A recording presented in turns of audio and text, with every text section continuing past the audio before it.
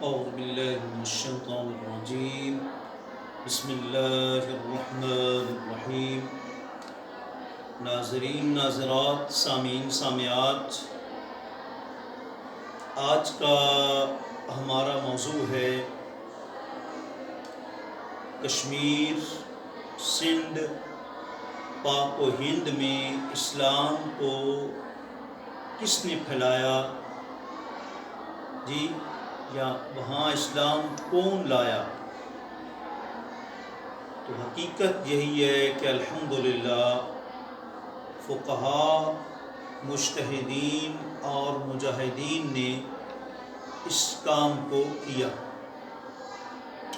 اور فقہائے کرام اور تقلید ہر دور میں رہی، کوئی بندہ بھی غیر مقلد نہیں رہا، ہر شخص بلکہ محدثین، امام بخاری ہوں یا امام مسلم ہوں، امام ترمذی ہوں یا امام نسائی ہوں، یا ابن ماجہ ہوں، یا موطا امام مالک ہوں، یا شرح معانی الاثار ہو، کوئی بھی محدث اور مصنف ہے، ضرور بضرور وہ کسی نہ کسی امام کا مقلد ہے۔ اس لیے طبقات مقلدین تو ہیں، لیکن طبقات غیر مقلدین نہیں ہیں۔ اور یہ نہیں کہ یہ تقلید کوئی اور چیز کی، کسی آج کل کسی کی کھڑی ہوئی چیز ہے، اس کا تو قرآن حدیث میں حکم ہے۔ دیکھیے اللہ رب العزت فرما رہے ہیں فَاسْأَلُوا أَهْلَ الذِّكْرِ إِن كُنتُمْ لَا تَعْلَمُونَ، تم ذکر والوں سے پوچھو مسائل اگر تم نہیں جانتے۔ ذکر والوں سے یہ مراد نہیں کہ معاذ اللہ اللہ کرنے والے، بلکہ ذاکرین سے مراد فقہاء کرام ہیں۔ فَاسْأَلُوا أَهْلَ الذِّكْرِ اے اہل الفقہ، یعنی فقہ والے جو ہیں فقہاء کرام، ان سے سوال کرو۔ اور اسی طرح اللہ رب العزت نے قرآن مجید میں فرمایا يُؤْتِ الْحِكْمَةَ مَنْ يَشَاءُ وَمَنْ يُؤْتَ الْحِكْمَةَ فَقَدْ أُوتِيَ خَيْرًا كَثِيرًا وَمَا يَذَّكَّرُ إِلَّا أُولُو الْأَلْبَابِ۔ فرمایا جس کو دانائی اور حکمت دی گئی، یہ رب کی چاہت ہے، جس کو دے دے، لیکن جس کو عطا فرماتا ہے تو اسے یہ خیر کثیر عطا فرماتا ہے۔ جی، خیر کثیر کن کو عطا کی؟ امام اعظم ابو حنیفہ رحمۃ اللہ تعالیٰ علیہ کو، محمد بن ادریس شافعی رحمۃ اللہ تعالیٰ علیہ کو، امام مالک بن انس رحمۃ اللہ تعالیٰ علیہ کو، امام احمد بن حنبل رحمۃ اللہ تعالیٰ علیہ کو، امام محمد بن حسن شیبانی رحمۃ اللہ تعالیٰ علیہ کو، امام ابو یوسف قاضی یعقوب بن ابراہیم رحمۃ اللہ تعالیٰ علیہ کو، امام ظفر بن حزیر رحمۃ اللہ تعالیٰ علیہ کو، انہی لوگوں کو اس نے خیر کثیر عطا فرمایا۔ اور بخاری کی پہلی جلد صفحہ 16 پر یہ روایت موجود ہے، آقا رحمت صلی اللہ علیہ وآلہ وسلم نے ارشاد فرمایا من یرد اللہ بہ خیر یفقہہ فی الدین۔ اللہ رب العزت جب کسی بندے کے ساتھ بھلائی کا ارادہ فرماتا ہے تو پھر اسے دین کے اندر سمجھ عطا فرما دیتا ہے۔ اور یہ روایت بھی بخاری شریف کی پہلی جلد صفحہ 479 پر موجود ہے، خیارہم فی الجاہلیت خیارہم فی الاسلام اذا فقہوا یا فقہوا۔ فرمایا کہ جو لوگ زمانہ جاہلیت میں بہتر تھے وہ اسلام میں بھی بہتر رہیں گے، اور جو لوگ جو ہے وہ اسلام میں بہتر رہیں گے تو تب بہتر رہیں گے جب کہ وہ کیا کریں گے، بشرطے کہ وہ فقیہ بن جائیں۔ جی، تو لہٰذا فقہ کوئی نئی چیز نہیں ہے، ہمیں مغالطہ ہے۔ آپ الحطہ کتاب دیکھیں، قرآنی کتاب ہے، اس میں لکھا ہے، امام بخاری رحمۃ اللہ تعالیٰ علیہ فرماتے ہیں علیک بالفقہ فإنہ ثمرۃ الحدیث۔ فرمایا کہ تمہارے اوپر فقہ پر عمل کرنا لازم ہے، کیونکہ فقہ تو حدیث کا نچوڑ ہے۔ یہی بات امام اعظم ابو حنیفہ علیہ رحمۃ فرمایا، آپ نے فرمایا کہ جو بندہ محض حدیث سے جمع کرتا رہتا ہے اور فقہ نہیں پڑھتا، اس کی تو مثال ایسی ہے جیسے ایک بندہ ادویات تو جمع کرتا رہتا ہے، اس کے پاس میڈیسن، ادویات، دوائیاں، ہر چیز کی اس کے پاس موجود ہوتی ہیں، لیکن وہ طبیب اور حکیم نہیں ہوتا۔ تو یہ، اور پھر خود جامع ترمذی کے اندر باب غسل المیت کے اندر ہے، امام ترمذی فرماتے ہیں ہم عالم بمعانی الحدیث، فرمایا حدیث کے مطالب اور معانی کو فقہاء کرام زیادہ جانتے ہیں، تو اس لیے بھائی یہ کوئی نئی چیز نہیں ہے کہ اس سے قوم کو جو ہے وہ دور کیا جائے، یہ تو قدیمی چیز ہے، بلکہ اگر یوں کہہ دیا جائے کہ دو ہی ایسے جماعتیں اور طبقات تھے کہ جنہوں نے پاک و ہند میں اسلام کا دفاع کیا اور اسلام کو ترجیح دی، ایک مجاہدین کی جماعت تھی اور ایک فقہاء کرام کی جو ہے وہ جماعت تھی، اور یہ دونوں جماعتیں انہی کی وجہ سے جو ہے وہ اسلام جو ہے وہ پھیلا۔ اس لیے یہ دونوں جماعتیں بہت اہم جماعتیں ہیں اور انہی کی وجہ سے اسلام جو ہے وہ پھیلا۔ دیکھیں، سندھ دیکھ لیں، کشمیر دیکھ لیں، پاک و ہند کو دیکھ لیں، اور بادشاہوں کی ہسٹری دیکھ لیں، الحمدللہ جو ہے وہ اکثریت مقلدین سنی حنفی ہے۔ دیکھیں، آقا علیہ الصلوۃ والسلام کی پیشن گوئی ہے، مسند امام احمد بن حنبل کی دوسری جلد ہے اور صفحہ 369 پر یہ روایت موجود ہے۔ آقا رحمت صلی اللہ علیہ وسلم کی پیشن گوئی ثابت ہوئی، غیب داں آقا علیہ الصلوۃ والسلام نے جو زبان نبوت سے اعلان کیا وہ ہوا، یکون ھذہ الامہ بعث الی السندھ والہند۔ آقا علیہ الصلوۃ والسلام نے فرمایا کہ یہ امت محمدیہ سندھ اور ہند پر حملہ کرے گی، سندھ اور ہند پر حملہ کرے گی، جیسا سرکار نے فرمایا ایسا ہوا۔ دیکھیں، 92 ہجری میں محمد بن قاسم ثقفی رحمۃ اللہ تعالی علیہ کی سرکردگی میں اسلامی فوج سندھ پر حملہ آور ہوئی اور 95 تک الحمدللہ سندھ فتح ہو گیا، سندھ کا شمار مفتوح علاقوں میں ہو گیا، اور یہ بصرہ سے آئے، اور اس وقت وہاں حضرت امام حسن بصری رحمۃ اللہ تعالی علیہ کی جو ہے وہ تقلید جو ہے وہ ہوتی تھی۔ بعد میں جب امام ظفر رحمۃ اللہ تعالی علیہ بصرہ پہنچے تو یہ سب لوگ حنفی ہو گئے، یہ سب لوگ۔ تو بہرحال ان فاتحین سندھ میں سے ایک بھی غیر مقلد نہیں تھا۔ اسی طرح آپ صلی اللہ علیہ وسلم نے ہند کے غزوہ کا بھی ذکر فرمایا، مسند امام احمد بن حنبل کی دوسری جلد صفحہ 229 اور سنن نسائی کی دوسری جلد صفحہ 63 پر یہ روایت موجود ہے۔ آقا علیہ الصلوۃ والسلام نے فرمایا، عصابتان من امتی احرزہم اللہ من النار، عصابۃ تغزو الہند و عصابۃ تکون مع عیسی بن مریم۔ آقا علیہ الصلوۃ والسلام نے فرمایا کہ میری امت کے دو ایسے گروہ ہوں گے جن کو اللہ تعالیٰ جہنم سے محفوظ رکھے گا۔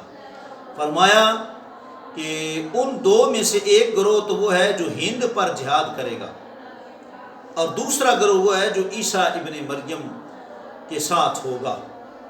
اس پیشن گوئی کے مطابق الحمدللہ 392 ہجری میں سلطان محمود غزنوی رحمۃ اللہ تعالی علیہ نے ہندوستان کو فتح کیا، اور یہاں اسلامی سلطنت جو ہے وہ قائم فرمائی، اور جتنے بھی الحمدللہ مسلمان خاندان حاکم رہے، خاندان غلاموں کا ہو، غلامان ہو، یا غوری ہوں یا خلجی ہوں، یا خاندان سادات ہو یا خاندان تغلق ہو، یا خاندان سوری ہو یا خاندان مغلیہ ہو، سب کے سب الحمدللہ سنی حنفی تھے، اور الحمدللہ اس کا اعتراف صرف اپنے ہی نہیں پرائے بھی کرتے ہیں۔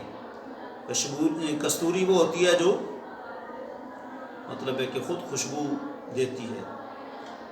دیکھیں، نواب صدیق حسن خان بھوپالی غیر مقلدین میں اس کا شامل ہے، اہل حدیث میں مکتبہ فکر میں اس کا شمار ہے، ترجمان وہابیہ کتاب ہے، دیکھیے صفحہ 10 پر موجود ہے۔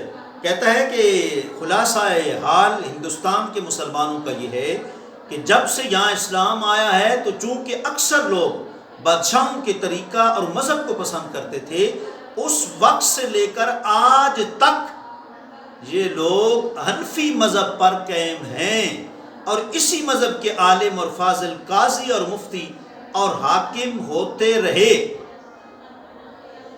تو چنانچہ یہ بات ایک قطعی تاریخی حیثیت رکھتی ہے۔ اس ملک میں انگریز کی حکومت سے پہلے ایک بھی غیر مقلد کا نام نہیں پیش کیا جا سکتا۔ اتحاد کو کار ابلیس، تقلید مجتہد کو شرک جو ہے وہ جو شرک کہتا ہو، یہ تو بات کی جو ہے وہ غیر مقلدین کی پیداوار ہے۔ دیکھیے الغرض کے 599 ہجری میں سلطان معز الدین سام غوری آئے اور وہاں تک سلطنت پر قابض ہو گئے۔ اس وقت سے لے کر 1373 ہجری تک آپ اس ملک کے حالات پڑھ لیجیے، ہسٹری پڑھیے، تاریخ کے اوراق کو کی گردانی کریے۔ محمود غزنوی سے لے کر اورنگزیب عالمگیر، بلکہ سید احمد شہید بریلوی رحمۃ اللہ تعالی علیہ تک آپ کو کوئی غیر حنفی غازی، فاتح یا مجاہد نہیں ملے گا۔ کشمیر دیکھیں، الحمدللہ اللہ کے ولیوں کی دھرتی ہے، حسین ہمدانی کے مریدوں کی پاک دھرتی ہے۔ وہاں کیا نظام تھا، مطالعہ تو فرمائیں۔ مورخ فرشتہ کتاب ہے، مورخ فرشتہ جو ہے انہوں نے کتاب لکھی تاریخ فرشتہ، صفحہ 337 پر یہ بات موجود ہے۔ رعایا عام ملک کلہم اجمعین حنفی مذہباً، کہتے ہیں کہ جو کشمیری لوگ تھے وہاں کی جتنی رعایا تھی سب کی سب حنفی مذہب تھی۔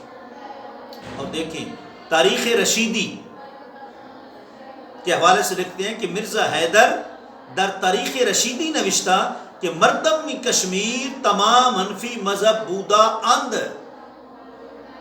جی الحمدللہ تاریخ رشیدی کے حوالے سے لکھتے ہیں کہ مرزا حیدر نے تاریخ رشیدی میں لکھا ہے کشمیر کے جتنے بھی لوگ تھے سب کے سب حنفی مذہب تھے۔ امام المحدثین حضرت شیخ عبدالحق محدث دہلوی رحمۃ اللہ تعالی علیہ، جن کو حضور کا اشارہ ہوا تو وہ الحمدللہ حدیث کے بہت بڑے جو ہے انہوں نے کام کیے۔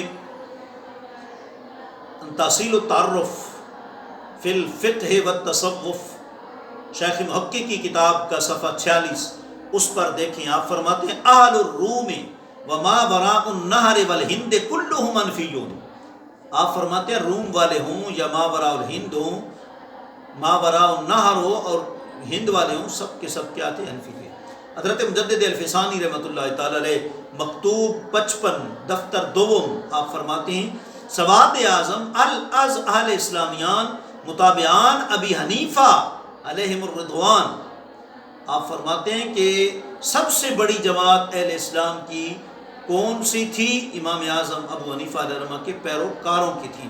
اور حضرت شاہ ولی اللہ محدث دہلوی رحمۃ اللہ تعالی علیہ کی دیکھیں کلمات طیبات کتاب صفحہ 177 پر جو ہے شاہ صاحب لکھتے ہیں در جمیع بلدان و جمیع اقالیم بادشاہان حنفیان و قضات اکثر مدرسان و اکثر عوام حنفی۔ آپ فرماتے ہیں حضرت شاہ ولی اللہ محدث دہلوی رحمۃ اللہ تعالی فرماتے ہیں تمام شہر اور تمام سلطنتیں اور تمام بادشاہ حنفی تھے اور اکثر مدرس اور اکثر عوام بھی حنفی تھی۔ اور تفہیمات الہیہ میں شاہ ولی اللہ صاحب لکھتے ہیں آپ فرماتے ہیں جمہور الملوک کے وعامت البلدان مذہبین بمذہب ابی حنیفہ۔ آپ فرماتے ہیں کہ جتنے بڑے بڑے بادشاہ تھے اور جتنے عام شہر تھے ان میں مذہب کن کا چلتا تھا؟ امام اعظم ابو حنیفہ رحمۃ اللہ تعالی علیہ کا۔ آج بھی الحمدللہ آپ دیکھیں 95% اللہ کے فضل سے دنیا بھر میں حنفی لوگ موجود ہیں۔ جی تو اس لیے مذہب حق کی شاہ ولی اللہ محدث دہلوی علیہ رحمہ نے پہچان کیا بتائی ہے، یہ تو ذرا بڑی ایمان افروز بات سنیں۔ آپ فرماتے ہیں کہ مذہب حق کی پہچان یہ ہے کہ دین اسلام کی اشاعت کے ساتھ دین اسلام پر حملہ آور فطروں کا مقابلہ کرے۔ یہ تو ظاہر ہے کہ پاک و ہند میں اشاعت اسلام میں اناف کا کوئی شریک نہیں رہا، سارے ملک میں اسلام اناف نہیں پھیلایا اور کافر اسلام میں داخل ہو کر حنفی بنے۔ اور اس ملک میں اسلام پر دو ہی سخت وقت آئے، ایک اکبر کا الہادی فتنہ اور دوسرا انگریز کا تسلط۔ اکبر نے جب امام صاحب کی تقلید سے برگشتہ کر کے لوگوں کو گمراہی کی دعوت دی تو حضرت مجدد الفسانی رحمۃ اللہ تعالی علیہ، حضرت شیخ عبدالحق محدث دہلوی رحمۃ اللہ تعالی علیہ کی کاوشوں سے وہ الہاد اور گمراہی مٹ گئی اور انگریز کے خلاف بھی حنفی ہی اٹھے۔ پڑھے تو صحیح اپنا کیا کہتے ہیں کہ اپنے غیر مقلدین جو آپ نے پڑھے ہیں، نواب صدیق حسن خان بھوپالی کو کہتا ہے کسی نے نہ سنا ہوگا کہ آج تک کوئی موحد متبع سنت حدیث و قرآن پر چلنے والا انگریز سے بھی وفائی اور قرار توڑنے کا مرتکب ہوا یا فتنہ ابلیسی اور بغاوت پر آمادہ ہوا، جتنے لوگوں نے عذر میں، غدر میں شر اور فساد کیا اور احکام انگلشیہ سے برسر اناد ہوئے، وہ سب کے سب مقلدین مذہب حنفی تھے۔ دیکھیں ترجمان وہابیہ صفحہ 35 پر۔ تو لہٰذا تاریخ اسلام کا مطالعہ کریں گے تو جتنا بھی اسلامی اقتدار کا نشان آپ کو نظر آئے گا انشاءاللہ وہ حنفی ملے گا۔ دشت توں دریا بھی نہ چھوڑے ہم نے، دشت توں دشت دریا بھی نہ چھوڑے ہم نے، بحر ظلمات میں دوڑا دیے گھوڑے ہم نے۔ تو امام اعظم ابو حنیفہ الحمدللہ آقا علیہ الصلوۃ والسلام کی بارگاہ کے مقبول ہیں، کشف الموجود کے اندر موجود ہے۔ امام اعظم نے ارادہ کیا کہ اب بڑھاپا آ گیا، میں گوشہ نشینی اختیار کر دوں۔ رات کو سرکار کی خواب میں زیارت ہوئی، سرکار نے فرمایا ابو حنیفہ تم میری سنت کے لیے پیدا کی گئے ہو، میرے حدیث کی احیا کے لیے پیدا کی گئے ہو۔ الحمدللہ تو امام اعظم ابو حنیفہ تو منظور نظر ہیں۔ یہ آج کل کے لوگ جن کو گرمی سردی کے استنجے کا فرق نہیں پتہ ہوتا، وہ پاک ہستیوں کے خلاف زبان درازی کرتے ہیں، اللہ ان کو ہدایت عطا فرمائے۔ تو آپ جب بھی جانیں گے سندھ کی تاریخ پڑھیں گے، کشمیر کی تاریخ پڑھیں گے، پاک و ہند کی تاریخ پڑھیں گے، الحمدللہ امام اعظم ابو حنیفہ کے آپ کو ہر جگہ نوکر نظر آئیں گے۔ اللہ ہمیں اس تقلید پر قائم و دائم فرمائے۔ وآخر دعوانا الحمدللہ رب العالمین۔